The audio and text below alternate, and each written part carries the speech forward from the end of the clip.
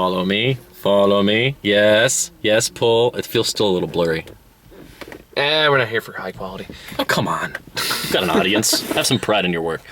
Come on. I have plenty of pride. Not enough to focus your camera, asshole. It's pride meets laziness, sir. I release like 4 or 5 videos a fucking week. Is it touchscreen? Can you do Stop fucking my camera. It's fine. Okay. Anyway, I'm keeping that in, by the way. It's too entertaining not to. Fine. Your OCD-ness with my camera. I have a thing for cinematography, and this bothers me. So... This feels weird. Will you pick a spot? God damn. That should be fine. All right. I think the seats are farther away than normal. Are they? I don't know. I Feels... haven't touched that chair, so I don't know. Maybe. It's been a while since in my car. Yeah. Okay. Do we have the perfect set for you now? Are we good? Don't answer that. The answer is yes. The answer is yes. It's fine. Okay. So hi. We're here. So upset. It's like now the intro is going to be spiteful because you're angry. Hello, welcome to Mike the Comic Nerd Reviews. Today we're reviewing Hell or High Water. Yes, which is actually a really, really fucking good movie. It was pretty good, yeah. I think I liked it more than you did, but I think it did. I think it mostly sold me on the climax towards the end. Well, that's what the whole movie builds to. Yeah, can you roll the window down a little, get air. Oh yeah, sure. No, yeah, for one, I could turn on the air conditioning. Kind of stuffy in here. Breathing in your breath. Hate to break it to you, Boo-Ha, but you stink better more than I do. But no, like honestly, I thought the finale for this movie was fucking phenomenal. No, the finale is very well done. I like how it all pulled together. However, I don't know. I feel like weirdly. I mean, it was way better than Cop Car, but at the same time, it did have a similar vibe to Cop Car. Yeah, and not just in the sense that it had a lot of driving in the South. Mm-hmm. Like, it's just it's a very simple plot. It is, and that's not a bad thing. I think it's. I think I really liked the movie largely because of that. It's a quiet, kind of introspective film. Yeah. Well, it's definitely character based. Yeah, it's an actor's movie. Yeah. And it's driven by the performances, and you have really, really good performances. Performances were tip top. Ben Foster and Chris Pine play the leads. They have fantastic chemistry. Jeff Bridges feels right at home as this old sheriff type, semi-racist, semi-racist against Indians. Yeah, Native Americans. Whatever. It's. Well, I just want to be specific. Well, I mean, no, I understand, but in this movie, it's not even Indians; they're just straight Indians. So it's like. If you take offense to that kind of stuff, there's going to be a few things bothering you during this movie. Honestly, this movie was a lot funnier than I was expecting going into this. I laughed a lot more than I thought I would. I mean, it has a really good screenplay. Well, the screenplay was great. The chemistry between both pairs of characters is pretty good, whether you're talking about Jeff Bridges and his partner, or you're talking about Chris Pine and his partner, or brother. But I don't know, I really like that character, the crazy brother character, Ben Foster. Yeah, Ben Foster's character. He was intriguing. He stole the fucking show. He did. He was definitely very. I wouldn't say nuanced, but his character was. I feel kind of like it was like the main villain in Old Country for Old Men if it was played for comedy. I don't know, because he just seems kind of just doing chaos for chaos sake. Well, I mean, he likes starting shit. He's definitely the kind of guy who, if you go drinking with him at a bar, he's gonna start a fight by the end of the night. Yeah. He almost does a couple times. Well, I mean, he says himself halfway through the movie, everyone is my enemy, pretty much. Yeah. Well, I mean, he's intentionally provocative. He goes and starts conflict with people just because he feels like poking at them. It's a pretty funny fact. How have you stayed out of jail this long? It's been difficult. Yeah, it's been difficult. No, he has a lot of really good lines in the movie. He's also, it's interesting to see his relationship with his brother, because this is obviously a guy who doesn't care about or really care about basically anybody but himself, but when he interacts with his brother, he obviously loves his brother. So you got to wonder what turned this guy into this person who is capable of so much love, and yet is so much of a shitbag otherwise. Well, I think they got the abusive father angle. Is kind of yeah. No, they do have quite a few things in the movie that point towards the fact that like his mother apparently disowned him and like left him out of the will just to spite him and stuff like that. So clearly he's been abandoned by his family. His brother seems to have a soft spot for him, possibly because of that. Like it does drop a lot of interesting character development angles in there. Yeah. Like Jeff Bridges' character, the sheriff, he specifically talks about how he's just this lonely old man. He doesn't have a family. He had a wife, she's dead. And he's not looking forward to retirement because this is all he's got. Yeah, and even like some of the scenes he has with his partner, like like just kind of emphasize that poor old man's loneliness. Yeah. This is like the second time I've seen Jeff Bridges in the past couple weeks, where I thought he was really fucking good. Yeah, Jeff Bridges is, to me, I've never seen Jeff Bridges in a bad role. He's always. Oh, I love Jeff Bridges. I love him to death. Well, to be fair, there was that. Oh fuck, what was that movie that I somehow managed to miss with Ryan Reynolds? It was like a ripoff of Men in Black. R.I.P.D. That's what it was. Oh, God, that wasn't even a Men in Black ripoff. That was just terrible. No, R.I.P.D. did not do well in any capacity of the word. No. But, I mean, I can see how he might have thought that was a fun movie, but I didn't see it, so I can't really judge his... Yeah. I was out of town that weekend, so... I've never seen him do a bad job at anything. Even if he's been given kind of a shitty script or something, he's one of those characters that, you know... Well, he's doing an alright job. It's a good year for Chris Pine and like Jeff Bridges. Yeah, I mean, like Chris Pine did pretty well. It was funny because I didn't even know he was in the movie. But neither like, did I actually. In the first scene, he had the ski mask on. And I'm like, is that Chris Pine's face? Well, you can because he has his gorgeous blue eyes. Blazingly beautiful blue eyes that you can just lose yourself in. Like, damn, dude, that scene towards the end where he's staring down the banker and he's just got the 1,000-yard stare. I'm just like, blue eyes, because everything is brown, and then you just have poof, like this. Blast of color in the middle of it. Would have been great if they start playing Behind Blue Eyes. Yeah. That nobody knows what it's like to be the bad man, to be the sad man behind Chris Pine's eyes. But what a wonderful moment we just had. Between this and Star Trek Beyond, he's actually had a really good fucking year. I haven't seen Beyond yet. Beyond, I haven't seen Into Darkness yet either. Beyond is so much fun. Oh, I bet. Beyond is so much fun. Dude, James Wan knows how to have some fun. Oh my god, it's great. Can you believe the dude who debuted with Saw has now directed Fast 7 and Star Trek Beyond? Fuck yeah for that guy. Good job, man. Good fucking career arc. I will say that there is one scene in Star Trek Beyond you will love. Oh, I'm sure. But I dare not say what it is. Okay. Because I don't want to... I'll see it. You'll know exactly what I'm talking about when you get there. I'll think of you. I'll be like, oh yeah, this is what I was talking about. Because Grant warned me about it going into it. I'm like, you make it sound like it's a bad thing. I'm excited. Sure enough, when it came up, I'm giddy as a schoolgirl. I am cheering loudly in the theater. Okay.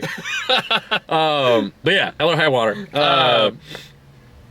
I guess, like, the problem that I have with movies like this is that they can be really well executed, they can have really decent characters, you can get the motivations behind the characters, but at the same time as this was, like, it's kind of frustrating to me because this is a really well-written script. It was really decently executed. There were certain points where I had some technical issues, like there was some really obvious ADR work. Yeah, I got that too. Especially when, you know, the two characters are eating in a diner, and one of them's got his mouth full, and whenever it's an over-the-shoulder shot from behind him, it's the other person talking. No, yeah, it's not only the person who's not being shown talking, but when they're speaking, it doesn't sound like their mouth is full, and then it cuts to a shot of them and their mouth is full, and I'm like, it's little things like that irk me, but it's no big deal. It happens in a lot of movies. But I just still feel like the bulk of this movie revolves around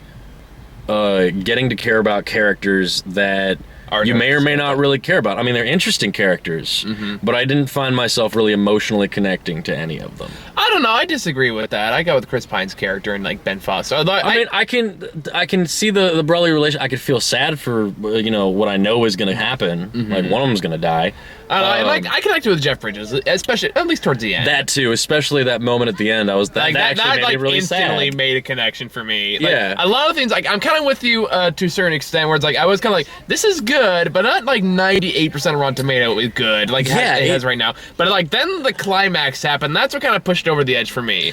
It was missing something. There was something that it was missing, and it's a very slow, methodical movie, and I appreciate that because I don't think it would have been better otherwise. But there's just something about it that was missing that doesn't let me push it too much farther above like a 7 out of 10. I would give it a solid 8.5, personally. Maybe pushing an 8, but there's just, and maybe it's because I don't really connect with the characters or whatever. I mean, they had some great characters in that movie. The T-bone steak waitress. Oh my god. It looks like they fucking found a town and just found this lady and thought she was so great that they had to put her in the movie. I mean, it kind of sucked for me a little bit because I do have a slight bias towards Texas. Towards or against? Against. What the hell is that? Against Against my Texas? Texan accent. Texas accent. Don't you fucking judge me, you hick. But no, So are you allowed to do that because you're white and I'm not, or like how's that work? That's what we call white. That's our accent. That's what we call white foresight, or whatever Jeff Bridges' line in this movie was. Sometimes a blind pig finds the truffle. Great. No, the banter back and forth between them is great. Oh, absolutely. Between both pairs of characters, the chemistry between both pairs of characters is really, really good. But there's some good subtlety to it too. Like I like the scene, like even when you had just Jeff Bridges in the hotel room, just bugging the shit out of the other guy, and eventually like when it's like, don't you have your own room? And he's like, yeah, but what fun would that be? But at the same time, it also comes back to bust his balls. He's just a lonely ass fucker because when he leaves, he like drops like one beer and a pack of six that he clearly wanted to share with the other guy. Yeah, but he was just having none of it. Yeah, no, it's a sad little movie. There's humor throughout it, but there's definitely an air of doom about the whole thing. And you remember towards the beginning of the movie, I was like, one of you is gonna die, and one of you is gonna die. Yeah. And well, the other one dies very suddenly. Yeah. I kind of saw that coming. I kind of knew it. I didn't think it was gonna be that abrupt. I think. I did. It was a perfect moment for it. It was. If it was gonna happen, it was gonna happen right there. And it paid off. It was a great scene. Yeah. Are you kicking around my Resident Evil poster down there? Is it? I'm trying to get free leg room. Well, you're the one that moved the seat up. Oh, whatever. But yeah, I mean, it's a pretty simple little movie. It's a character drama. There are fun bits between each character. There is definitely a lot of Texas in there if you're a fan of the South and seeing interesting characters. Well, I mean, I'll give Texas that it does have a beautiful skyline. It has cool skyline and everything, but the like that was something I really liked about No Country for Old Men. Yeah, brought that up. Is that there are characters that pop up through the movie that just in and of themselves have a lot of personality. And it doesn't feel like they're characters that somebody really wrote so much as very well cast characters. Well, it's honestly not a whole lot of dialogue in No Country for Old Men. No, but when the characters do pop up that have nothing to do with the rest of the plot. I mean, Breaking Bad also kind of had that with the different characters that you run into in New Mexico. You remember that scene? You saw the whole thing, right? Breaking Bad? Yeah, of course. So you remember that scene where, whoa, that was close back up. You remember that scene where Jesse goes into that gas station and in exchange for gas, he gives that girl the meth? Yes. And she's all freaked out because there's a cop right behind him and he's just like... Yeah. She felt like a fully formed character.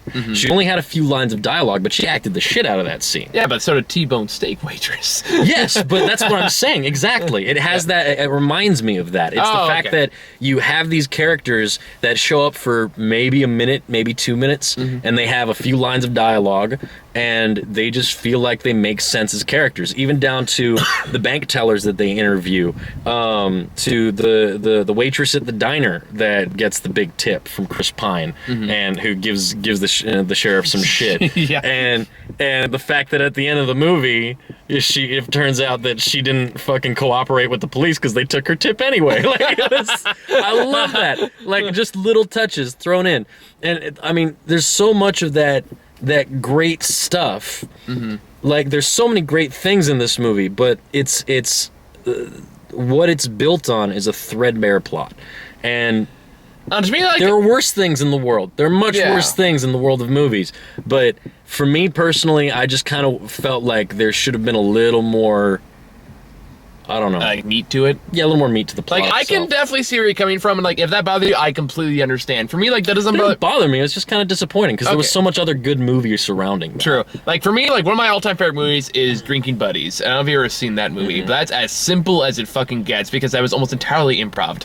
No, I mean, I've heard of it, and I mean, I can appreciate movies like that. Especially if you get really deep into the characters, but that's like that takes that even further. That has that kind of movie has a lot of characters that are just really well developed. The whole focus is dialogue and the characters, and this movie was kind of like, it didn't go far enough with that to make it really substantial and the core of the movie. Yeah. Whereas it didn't go far enough in the other direction either. It, like, kind of sits comfortably in the middle. Yeah, I can definitely see and agree with that. And like, for the most part, I agree. Like, I kind of feel the same way. Again, for 2/3 of it. Again, for me, it was the finale that really kind of pushed over the edge. For me. Like, it was a good finale. When that came up, and it was what you were waiting for the whole movie. Yeah, but at the same time, like, when that came up, though, it paid off at the same time for me. Like, it did kind of tie things together because, like, you can literally, like, you and I felt it. You can cut the tension in every scene of that finale with the fucking butter knife. As it moves up, like, it was surprising because as it moved towards the finale, the final bank robbery,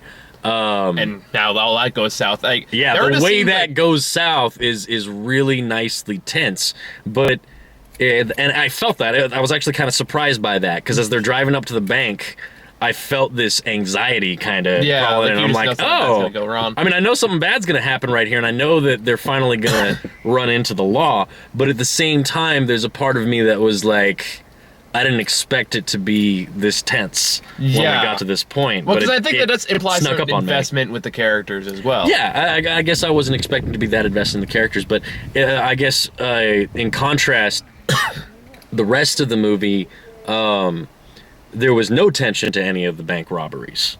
Like, no, and I don't think I didn't feel that at all. Exactly, and that was kind of weird to me. It's the fact that every bank they go into, it's like, oh, I guess they're doing another one, and they're kind of funny. Like, a couple of the robberies are like, what the fuck? Why are you? It's kind of silly. Like, there are just moments throughout the movie where it's like, you know, there's zero tension to these scenes.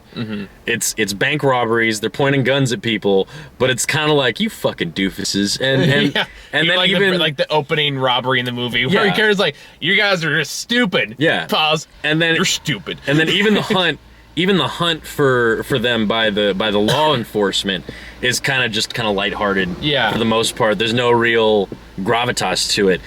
But throughout the movie, there are little bits peppered, like near the beginning where he says, "You talk about this like we're not going to get away with it." And he says, "Have you ever met anyone who got away with anything?" Yeah. And I was like, "Huh, that's foreshadowing."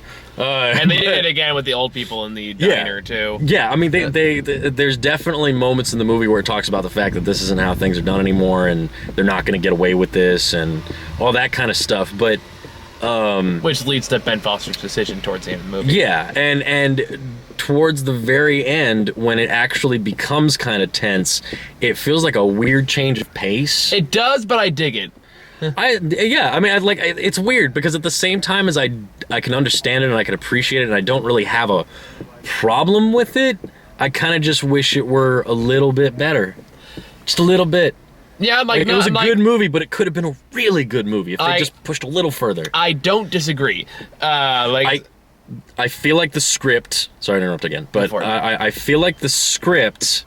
I thought the script was phenomenal. The script was great, but I feel like it would have done better with a better director. I will agree on that. Because that being said, though, like, yeah, Sicario was amazing. But like, I do think, especially, well, maybe I'm just a little more biased because I've seen a lot of shit this year. Sure. So like, maybe just a good movie. Like, yeah, good movie. Thank you, Lord. This wasn't painful. Yay! That's actually been a good week. We had like Little Prince and. How was that? I love The Little Prince. I'm gonna watch the shit out of that. Go watch it. It also has Jeff Bridges in it. No shit. Okay. Yeah, he plays the old guy in the movie. No, I've loved that book ever since I was a kid, and it's always been like, I mean, I'm somewhat of a hippie at heart, but like at heart. Yeah. Yes, I'm going to Burning Man next week. Shut up. But it's like, have you looked in the mirror lately? Ponytail, beard. I love everybody. Talking about how awesome Batman vs Superman is. Dude, but that's a whole nother video. Oh my god, I want to do that video because Batman vs Superman was great. It was a great movie. I loved that fucking movie. The Ultimate Cut was fucking amazing. Muha, I respect you. Have you seen the Ultimate Cut? I know everything that's in it. No, you don't. Yes, I did. No, you might read stuff, but you don't understand how that leads to a more cohesive movie. It could be more cohesive. They butchered the shit out of the theatrical release. I know for a fact it's not gonna change shit that bothered me in the original cut. Fine, but the movie is a good movie. Like, it's not, and I will come against what you said. I have actually watched reviews since online of people who hated the theatrical cut and were fucking surprised as hell to see that the Ultimate Cut was actually really good. Actually, the reviews I saw, it said, like, it's slightly better, is what most of the consensus I got. Fuck them. They're wrong. It was good. It was really good. And we can get into that. We can get into that right fucking now if you want to. I will go balls to the wall. I fucking love Batman vs. Superman. And honestly, I liked it better than the majority of Marvel movies I've seen. See, we're just gonna be in two separate camps on this. Yeah, and I'll poke with that simply because Batman vs. Superman tries to do something deeper and darker than fails. Any of the. No, it did not. And you haven't seen the Ultimate Cut, so go fuck yourself. And the way that it approaches it, the balls that it has to take a darker route and do something with these characters that actually feels like what some of the comics try to do with the characters. The comics that go non-mainstream. No. The comics that go non-mainstream. No, fuck off. Yes. Fuck off. Jesse Eisenberg is not Lex Luthor. He is not fucking Superman I'm fine with that. It's not. I'm fine with that. But it's not interesting. Yes, it is. No, it's fucking not. Yes, it is. I'm not getting into this. You know why? Because in the Ultimate Cut, you see so much more of how Jesse Eisenberg is manipulating the whole encounters between the two. In methods that don't make sense, and a character in ways that so fucking do stupid. Make sense. They do make sense. They do make sense. It's so stupid. They do make sense. I hated J.C. Eisenberg, and more screen time with him is not going to fucking change that. It's not a matter of more screen time. It's a matter. Okay, look, most directors' cuts of movies have cut out like one or two violent scenes that allowed it to become a PG-13. The Ultimate Cut literally cut like essential seconds and minutes off of a dozen different scenes that completely change the context of the entire film. I will bet you $20 if I did watch it, they would not change my opinion of Jesse Eisenberg for a fucking second. I don't give a fuck about your opinion about Jesse Eisenberg. I know so many people who give that guy an undue amount of hate. But I like Jesse Eisenberg as an actor. I hate his performance as Lex Luthor. But you gotta fucking see the Ultimate Cut because there's so much that they cut out. There's so much. There's so much with Superman that they cut out. There's so much with fucking Lex Luthor that they cut out. Like, I feel like Batman versus Superman in theaters may have been like an equal thing between Batman versus Superman, but in the Ultimate Cut, it really feels like a Superman movie. Batman is like a supporting character. It's really about Superman and his interaction with what things are turning into and the consequences of his actions. And they actually address the fact that it is a darker movie, that Batman is the kind of character who's like probably willing to kill some people in this version. Like, he kills like 20 people. I know there are times when I'm like, did he just blow up that truck with 5 dudes? Yes, he did. Yeah, he did. He totally like mass murders people in that movie. No, but that's the thing. Like, but honestly, that part doesn't bother me too much because Michael Keaton did it too. Well, there's the fucked up thing, and I don't really care for Michael Keaton Batman, but when it all comes down to it, the interpretation of the characters is darker and different than the original comic interpretations, and I kind of fucking love that. Batman, you can do that. Superman, you cannot. Yes, you can. You can't. Yes, you can, because it makes sense. It makes sense in the context of the movie. But that's not fucking Superman. Yes, it is. It completely misses the point of Superman. No, it doesn't. Yes, it does. No, because Superman is a metaphor for America. Superman is a metaphor for what happens when somebody has a lot of power and they have to stop other super powerful things. We have very different interpretations of Superman, apparently. That is what Superman is. Superman is America. Like, the whole idea of Superman initially was the American Initially, superhero. but that's not the way it's been since. Well, you can talk about all the dozens of different interpretations that people have had about Superman That's since, why you and I have very different. But when it comes down to it, if you want to go with another interpretation of Superman in regards to all the other interpretations of it, this does stay true to that concept. The conflict of Superman is not, you know, that he's weak or something. The conflict of Superman is that he is super powerful in a world that is not super powerful. So he's just got all this power, and he has to figure out how to go against these people that are trying to destroy the world without killing a bunch of people in the process. And it fully, like, remember how everyone's problem with Man of Steel is like, he destroys the city with people in it. They address that. It's not like, oh, that's not Superman. It's a matter of like, this is what would actually happen. I'm like, here's the thing though. Even if that is the case, I don't really agree. And that's okay. That's okay. You're allowed to think out your opinion on that. Yeah. And thank you for your permission. No, I know. My point is, like, I'm trying not to be a dick about this, but I may be coming off that way anyway. You haven't seen the Ultimate Cut. You have no right to have an opinion on it unless you've seen it. Okay, here's what I understand. That would be like saying that I read about this movie. Okay, can I finish my thought? No. Thank you for your non-permission. I just love shutting people down when they ask something that's like not an issue. Like, do you mind if I use your bathroom? I'm like, yes, you can't use my bathroom. Like, and just give them a weird stare as they stand there like, well, what do I do now? Like, they didn't plan on that output. Anyway, go on. Okay. Here's my problem with interpreting Superman here. It's like, okay, I see what you're saying. Like, okay, fair enough. Here's my problem with Zack Snyder's interpretation of Superman. And it was a problem in Man of Steel. It's a problem now. It's going to be a problem. One, Doom's killing him off in this movie was a terrible idea. No, it wasn't. Yes, it was absolutely a god-awful idea. Why? Because he hasn't earned that moment in Superman mythology. Because everyone's already against him.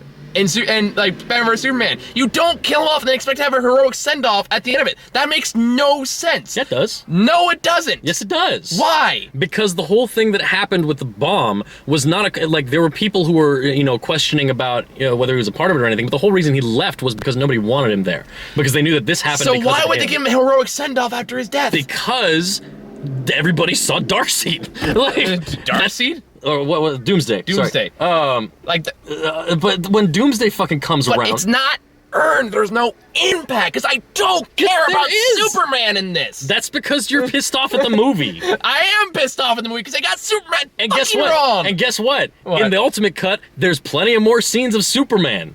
Okay, that doesn't necessarily make it better. Clark Kent as Clark Kent, fleshing out his character, why he's going to Gotham, the reaction of a farm boy who went to a nice big city going to a shitty big city, and having to see like how bad things are there. But that's not, again, dark and cynical isn't Superman. That completely He's not dark and cynical. But he is kind of dark and cynical. No, he isn't. Okay, again, maybe it is in the Ultimate Edition. He's a hopeful person that wants things to be better and doesn't know how to handle a world that is turned against him. And then, because it has been manipulated against him by Lex Luthor. But that never stops him from trying. That's the point. But that's the thing. He doesn't really stop trying. He has to go find himself on top of the mountain. Okay, sure, whatever. But he only really pops up again because Lois Lane gets in trouble. Oh, dear God. No, he doesn't. Well, isn't that when he comes back? Oh, maybe it's different in the Ultimate Cut, he just happens to come back at the same time as she gets thrown up. But the problem is, like, it's which is not new to that Superman movie. No, it's absolutely How many fucking times has Superman appeared after a long pilgrimage to somewhere? It happened in fucking, and this is a terrible... We're talking about Hell or High Water. We can have this conversation later. No, we won't. We've already started it. You can put bonus Superman versus Batman argument into the fucking title, but you opened this can of beans. Let's fucking eat it. All right, fair enough. Fair enough. I did walk into this. But the whole thing, like, you said, let's talk about this later, and then started talking about it. So, to be fair, you kept talking about it, then you said that hit a nerve. You're not going to have the last word on this, motherfucker. You haven't seen the ultimate cut. We'll outlive God trying to have the last word. Now, here's one thing. Here's one thing. I have read and heard a lot of things about people saying that the 3-hour cut of the movie feels shorter than the 2.5-hour cut of the movie because it's just a better structured film. That I don't disagree with. Yeah. But it doesn't mean I don't like the. It means I'm not gonna like the film any more than I like the original cut. You might. I might. It's a better movie. Just seriously, you have to go into it without the mindset of I'm gonna hate this. I didn't go into the original movie with that mindset. I know, but you can't go into the ultimate cut with that mindset, and that's why I avoided watching the original cut because I knew, because they've done this to Zack Snyder before. Warner Brothers specifically has done this to Zack Snyder before. Whether you're talking about The Watchmen versus The Watchmen director's cut, or you're talking about fucking Sucker Punch, which was the PG-13 cut down movie, which I saw in theaters and thought was dumb as hell, and then I saw the director's R-rated cut on Blu-ray, and I was like, oh, this feels like an actual movie now. Like, Sucker Punch was not a terrible movie. I never saw either version, so I can't see. Dude, like, the original cut was just like, all right, visuals, threadbare, whatever the fuck this is. And then the R-rated cut was a real fucking movie. Like, it included scenes that made the original make sense. And Batman vs. Superman, everyone fucking hated it. It was a PG-13 movie, and I was like, something's wrong here. And there's gonna be an R-rated cut. And there was, and it's a good fucking movie. I loved that movie. I give that movie a 9 out of 10. Do you have it on Blu-ray? I have it on Blu-ray and digital, motherfucker. Can I borrow it? I'd like to watch it with you.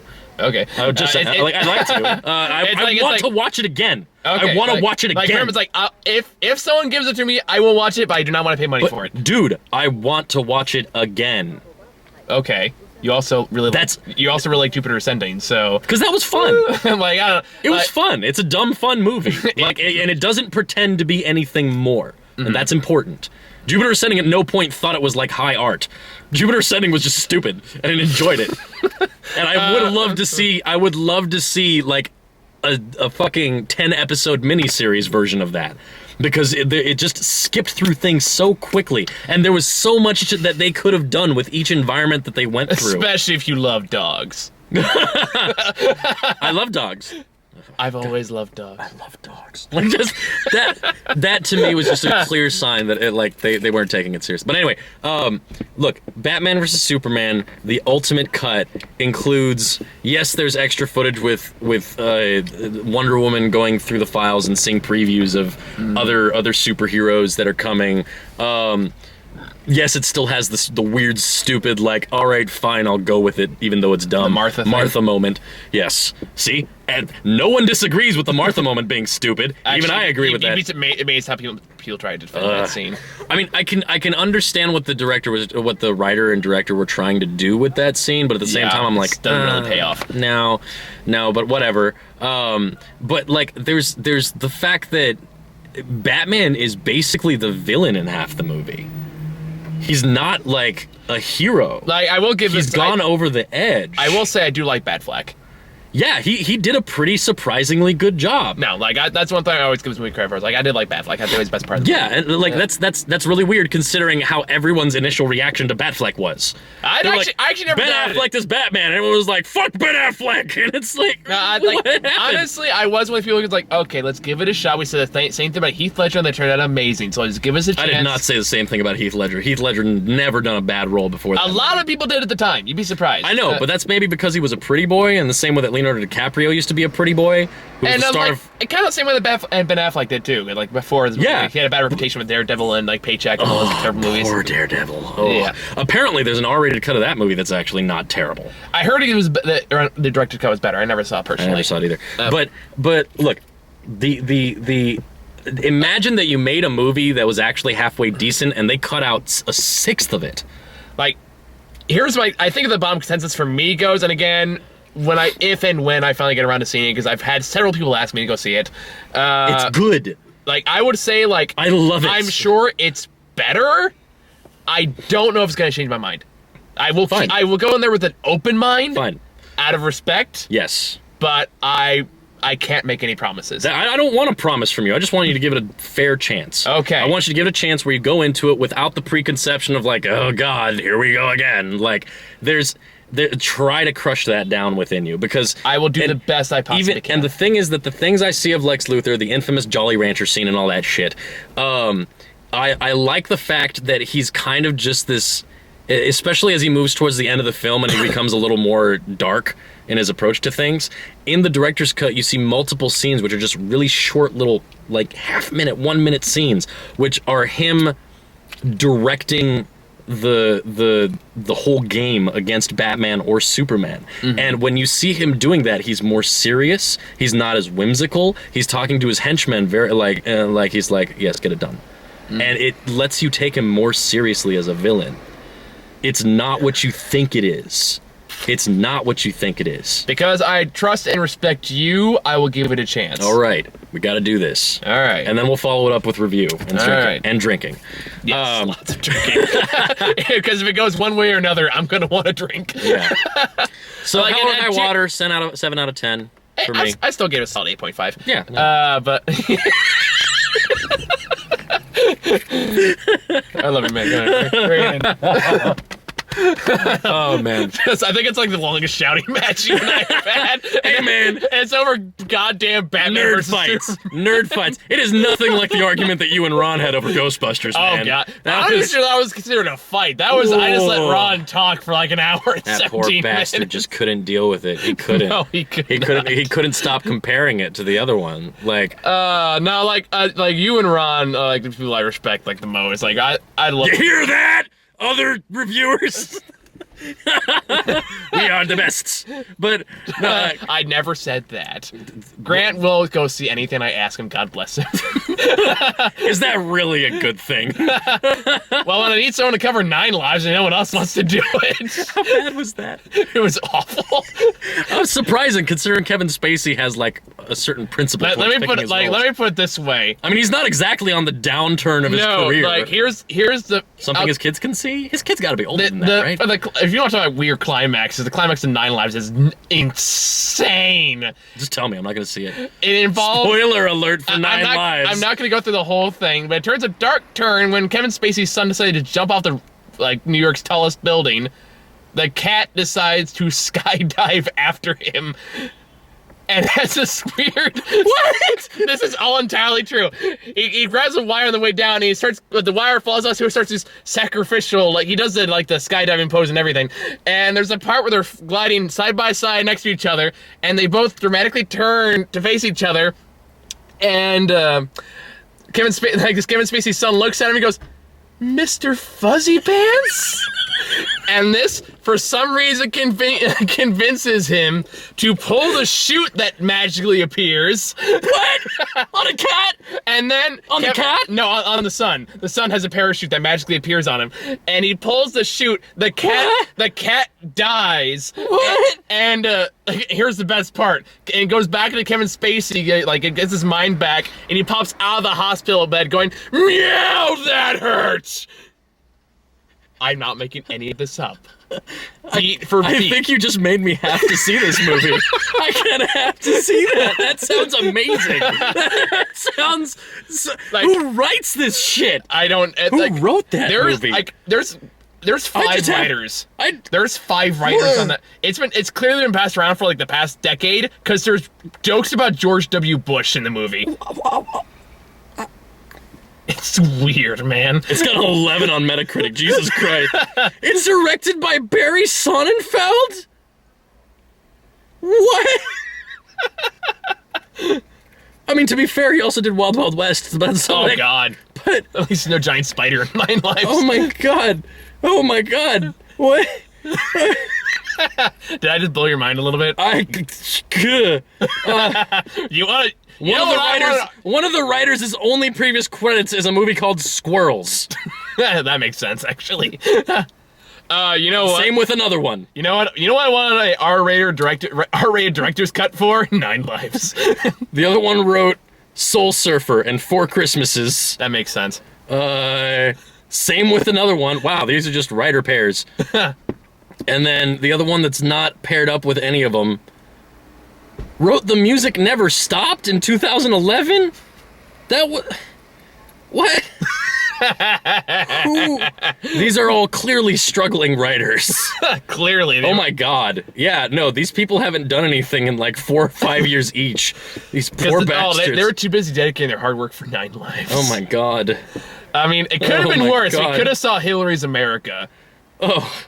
From what I heard, that was like Dude, the worst. my mom went and saw that because she was like, she has no idea. She's like, I saw this movie and like, it just seemed weird and like I just wanted to see what it was about and it was so bad. Yeah. Like it didn't even make sense. Like there's no actual evidence or documentary to it. There's just weird talking. Like, and there were people in the theater cheering and clapping. I didn't understand what was happening. Republicans. Yeah. Crazy. Preaching to the quiet. These are the people I'd find in the crappy Christian movies we get. These people that watch God's Not Dead 1 and 2 and going, that said something meaningful. Yeah, it's I feel so sad for what's happened with Kevin Sorbo. You know what? I just realized in return for watching the director's cut of Batman vs Superman, I have a proposition. I already watched Ghost Rider 2. No. What? For our Christmas special this year.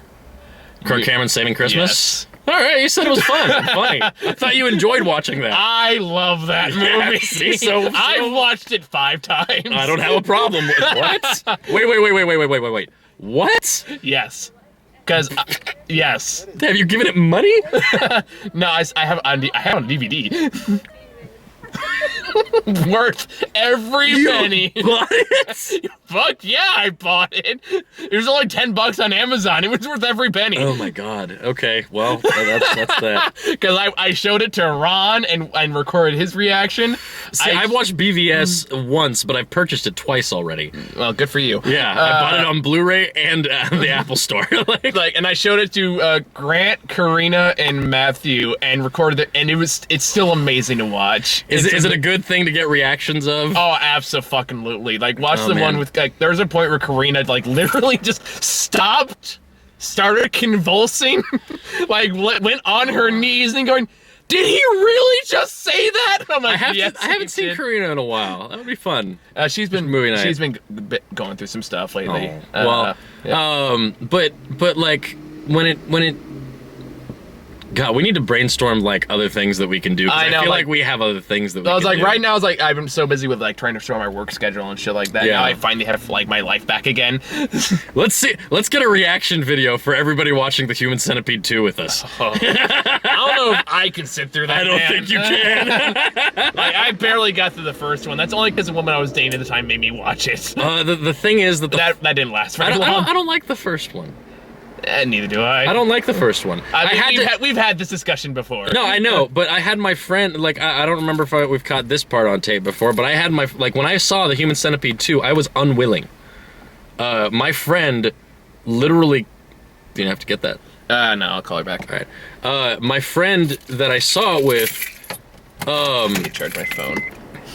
Literally, called me on, I think it was on Halloween, and it was like a Tuesday night or something. I didn't have some crazy plans or anything, but he called me and he said, The Human Centipede 2 is not only done, but they're showing it at a midnight showing one time in like 10 theaters across the country, and one of them's the Roxy in San Francisco. We have to go. And I said, I don't want to. You have to, after we saw the first Human Centipede, you have to understand, me and my friend, we spent about 20 minutes not talking. We just took a walk. Like, the movie ended, and we both just kind of looked down, and he said, I'm gonna go for a walk. And I'm like, yeah. And we went for a walk, and we didn't talk for a good 20 minutes. And I was like, that was bad. I didn't enjoy that at all.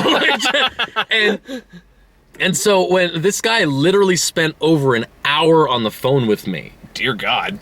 Convincing me to go see this movie. He said, you have to think about what The Human Centipede is and what a splash that made when it came out and what the controversy surrounding it when it came out. Like, the last time I saw that kind of buzz around an indie horror film was the original Saw. It's been a long time. And The Human Centipede 2, while I was like, I don't want to watch this, He said, we have to go for the sake of, like, being a part of horror movie history. Like, this is a strong statement. No, this is a historic moment in horror because this is just in theaters for this night. We have to go.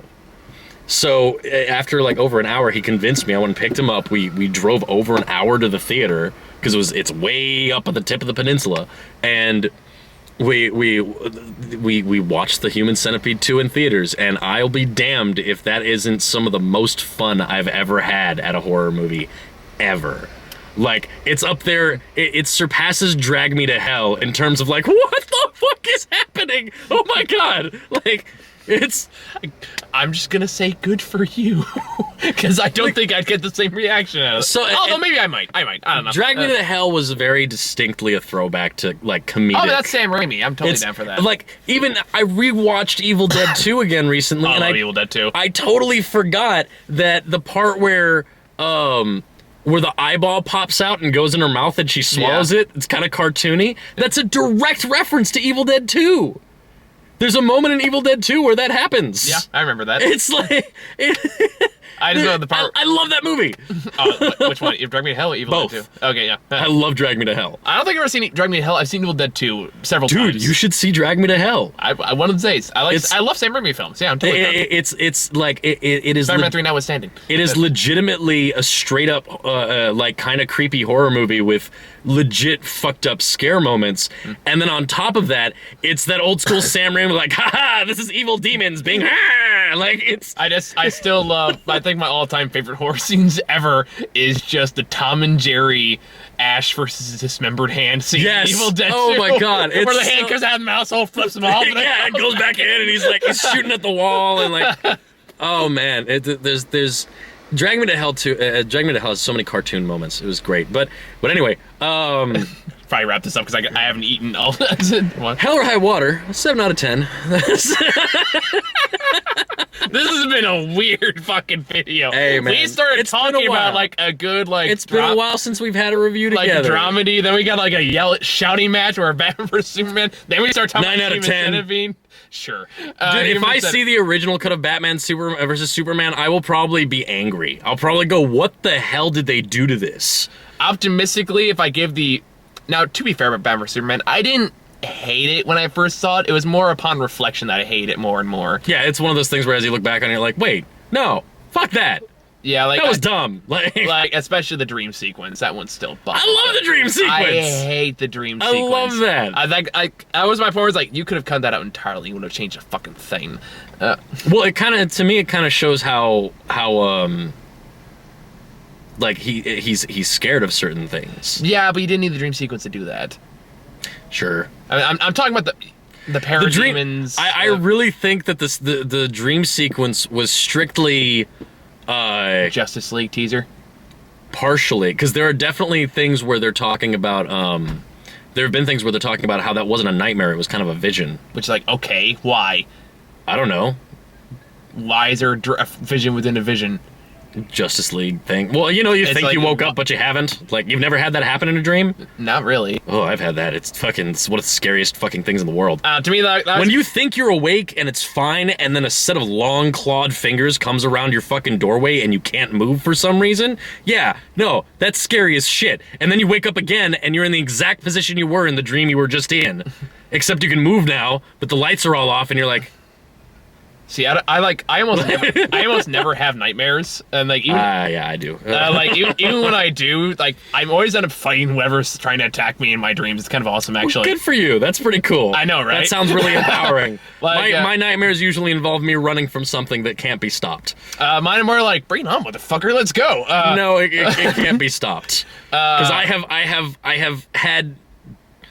Anyway, I've had some bad fucking dreams. This is where me as a therapist going, tell me more. I had a dream where I killed the main bad guy in the dream by sneaking up behind him and stabbing him through the ears with a pencil. Ooh, that's actually pretty badass. And that doesn't like. I mean, it's one thing to have it be like, oh wow, that's like, but it's another thing to have it be like close up, feeling him in my arms and stabbing him in the air and watching his eyes fill with blood. And then as he slumps over a bit, doing it to the other side. and then driving through the city later, stopping in an intersection, and seeing him walking directly towards my car with a knife with an angry look on his face. God damn. And then driving away, and then him just not really going away. Him just showing up wherever I go and ending up in a fucking, like, dead-end subway tunnel with a creature made of darkness who sneaks into the car when I open the door. Do you have a mellow setting at any point in your life? No, my brain's an asshole. Because every time we talk about something, you have these horrifying stories.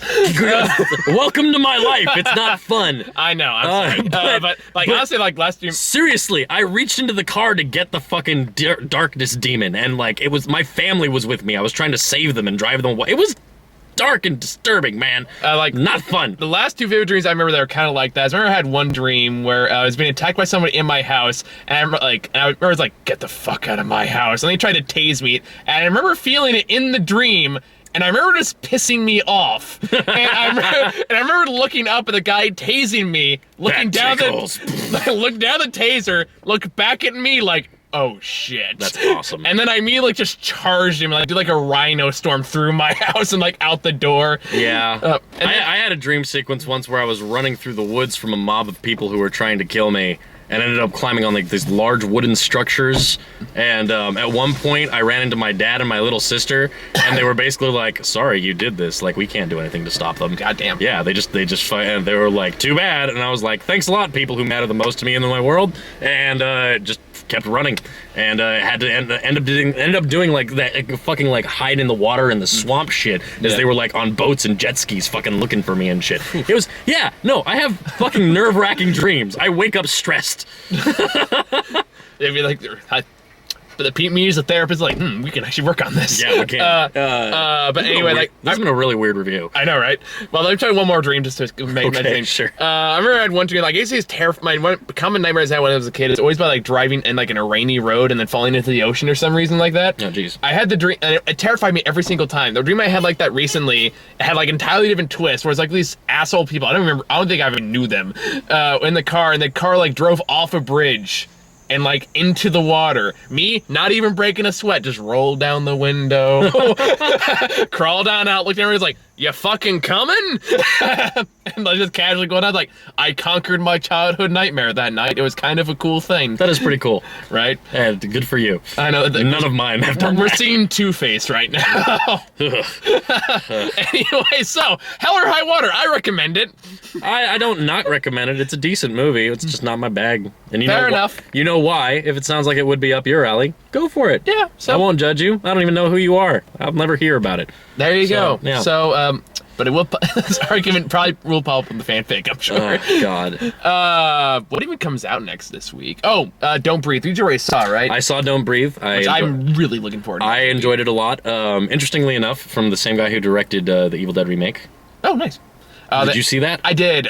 Very, very. It's okay. This is one of the most harrowing film-going experiences of my life. I don't know how you can just meh that movie. I can. I'll do it again. It's meh. That's not a movie that you can meh. That's a movie that you're like, oh God, like just. I mean, yeah, absolutely, but as well as in hindsight kind of things, where it's like. In hindsight, it was like no, it's literally just a horror show. It is. It's just watch these people die as terribly as you can imagine. Yeah. And just like don't emphasize with the nerd because he's gonna go through a lot. God, the poor fucking nerd in that movie. From the syringe to the crowbar to the staple gun. Honestly, no, the nail gun, not a staple gun. It's a nail gun. I forgot about most of it. I did not. Like Rapist Tree is one of the few things I remember from that the rape movie. tree's tradition, though. You gotta have the rape tree in Evil Dead. Oh yeah, totally. But they even did that in a way that was way more terrifying. Yeah, like at least in the first movie, it's more implied than showed. Yeah. No, they have the stick jam right into her fucking panties. Like that, it's in the original. They have the shot of her laying there splayed, and someone with a stick just goes. Like right into her cooter. I know the story of how the movie was made is I know, like more horrifying than the actual movie. Yeah, the movie, the making of Evil Dead was quite a thing. But what I will say about Don't Breathe is that it's not nearly as gory and crazy violent and horrifying as Evil Dead. Yeah. But you can definitely see that the guy has a knack for tension. Yeah. Yeah. I'll give him that. Yeah, next week we got not much, so we honestly could probably make time to go see it, we actually want to see for a change. Because Don't Breathe, the only big one this week, and then we got like Mechanic Resurrection. I want to see that so bad. Hey, it looks so dumb. Come see it. Let's see. It looks so Jessica dumb. Alba, Jason Statham, sure. I didn't even know Jessica Alba was in it. We got a trailer for it recently. It was like, man, this is like the worst green screen effects I've seen in a long time. I know.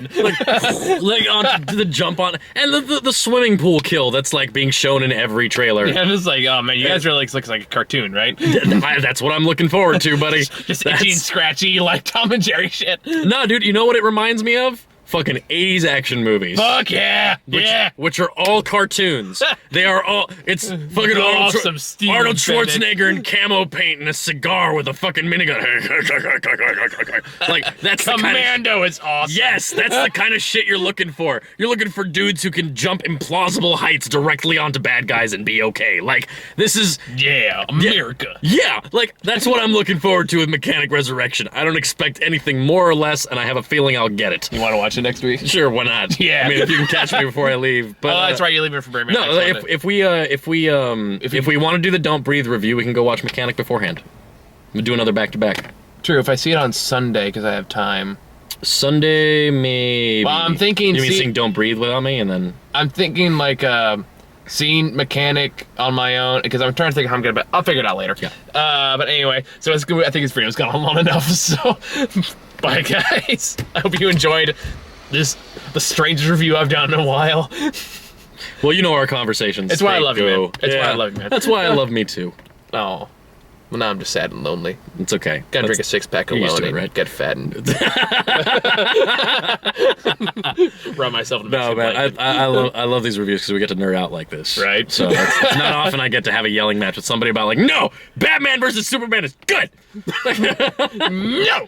Although I did on my Facebook, that was pretty fun. I did. I was like, I had one of my friends was one of my friends is so anti-norm when it comes to how he likes movies. He fucking loves Superman for one. I read his defense on Battleship. Yeah. Apparently now I have to see Battleship because it's not a shit movie like everyone Because I was says. like, man, you read more into that than I did. I have not seen it, and I'm down to because like. Okay, we need to stop. Because Okay, this video's got like over an hour. So we'll talk about this after the camera's done. Okay, So bye, guys. Later.